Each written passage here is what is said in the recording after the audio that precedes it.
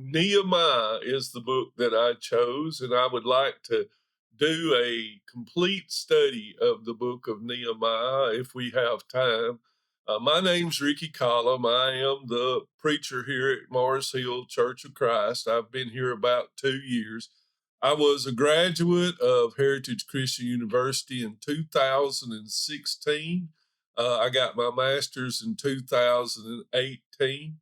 I chose the book of Nehemiah because I love it for its leadership, and also the prayers of Nehemiah are very important. So let's get into our study. Nehemiah was a common man in a unique situation. He was secure, he was successful cupbearer for the Persian king Artaxerxes. He was a trusted servant of the king. He didn't have a lot of power, but he did have a lot of influence. He was a man of God. He was concerned about the reestablishment of the kingdom started by Ezra. Nehemiah was a contemporary of Ezra. The problem, Nehemiah's brother came to visit and explained to him that the walls of Jerusalem were broken down. That's in Nehemiah chapter 1 and verse 4. Nehemiah asked the king to send him to the city where his fathers were buried so that he could rebuild it. He had to have the king's approval, also letters from the king so that he could have safe conduct. When Nehemiah came to Jerusalem, he kept everything a secret that he wanted to rebuild the walls. He spent several days observing the damages and the situations, but he would go at night to inspect the walls. After careful consideration, Nehemiah spoke his plan, and that's in Nehemiah chapter 2, verse 17 through 18. Nehemiah had three enemies. The first one was Sanballat. Sanballat was called a Hornite because he came from the town of Bethhorn, about 8 miles northwest of Jerusalem. He was the governor of Samaria, might have wanted Jerusalem in his jurisdiction. Sanballat also had an ally in Tobiah, who was an Ammonite, was the governor of Ammon, which lays across the Jordan River to the east of Jerusalem.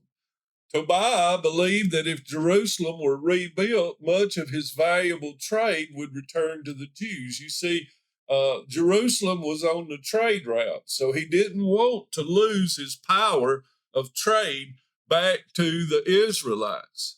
The third one in the triad of the enemies of Nehemiah was Geshem. Geshem was an Arab. He was whose country was located to the south of Jerusalem. If you'll notice, Jerusalem was surrounded by these three people pretty much.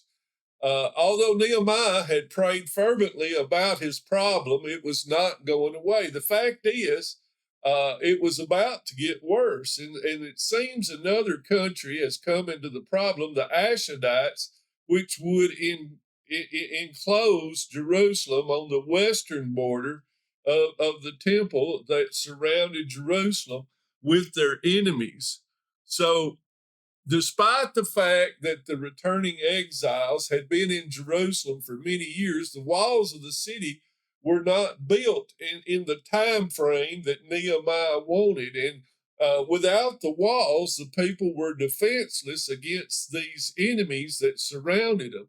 Nehemiah had a plan to rebuild those walls. He unified the people because he was a great motivator, and that's why the leadership comes out in this book. He prayed. That shows that he was a man of God. He knew without God that the walls would not be built. He broke the work down into manageable sections. This is a thing of great leaders. It's often said the only way to eat an elephant is one bite at a time. So then he gave each his task, their own task, and everyone was involved. And by doing that, they built the walls that were close to where they were staying. So it became their walls. They got a personal personal thing about it. So after the walls were established, the people were safe to worship, but when they returned to worship, Nehemiah's next step was to return the nation to God. For this step, he turned to Ezra to, to revitalize the Jewish nation. Ezra reads God's word from morning until noon for 7 days. Can you imagine? The people stood when he opened the book and remained standing as long as he read. They were very attentive to what he read. When you compare that to what we face on every Sunday, that sounds amazing to us, doesn't it? They confessed their sins. They renewed their covenant with God. They restored proper temple service and respected Nehemiah's commands, and they were behind his reforms. So Nehemiah's leadership, he had a plan. He stuck to the plan. He had great organizational skills. He had wonderful leadership skills. Under his careful oversight, with half the people working and the other half standing guard, they completed an impossible task in 52 days.